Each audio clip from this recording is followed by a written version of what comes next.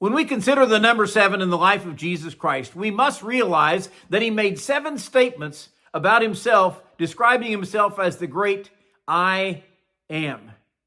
Good morning. This is Pastor Ernie Lewis of the Blue Point Church in Sisseton, Illinois, with your thoughts for Friday.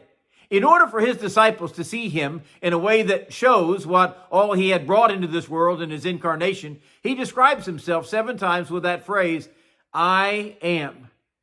Jesus said 4 times in John chapter 6, I am the bread of life. He who comes to me shall never hunger, and he who believes in me shall never thirst.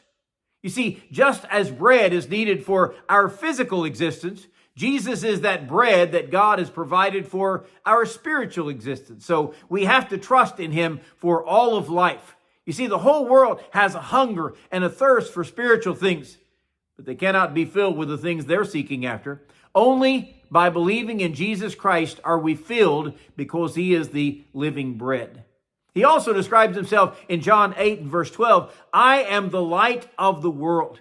He who follows me shall not walk in darkness, but have the light of life. And certainly this world around us is full of darkness.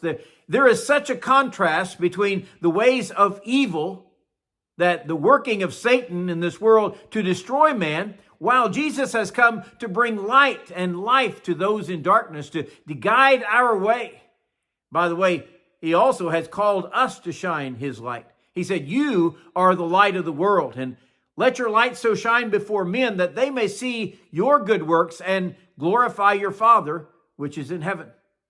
Thirdly, in John chapter 10, verse 7, he said, most assuredly, I say to you, I am the door of the sheep. All who ever came before me are thieves and robbers, but the sheep did not hear them. The door of the sheepfold was a place that was for protection at night from wolves and from predators. Once they were all inside, the shepherd would sometimes lie in the doorway to protect his flock. And Jesus says, I am the door of the sheep, protecting his own. Fourthly, in John 11, verse 25, he said, I am the resurrection and the life. He who believes in me, though he may die, he shall live. And whoever lives and believes in me shall never die.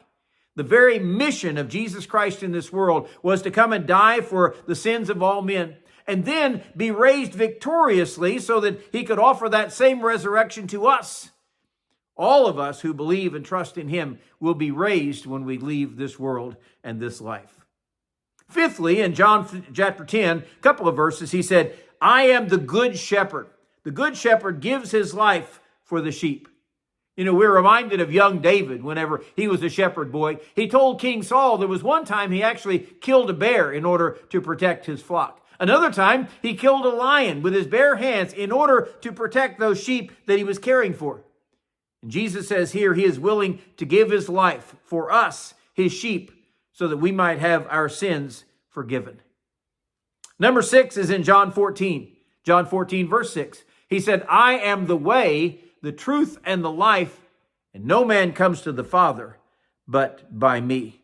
I realize there are many people today who will seek other avenues and ways in order to get to heaven, but the only way is by believing in Jesus Christ, the very Son of God.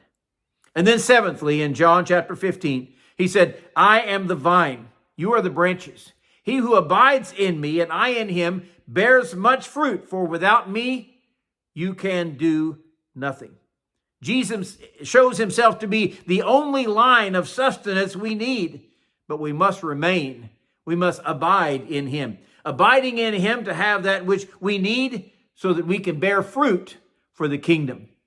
The vine and the branches. Beautiful pictures that Jesus gives us of what he is for us and what he offers to us as his followers.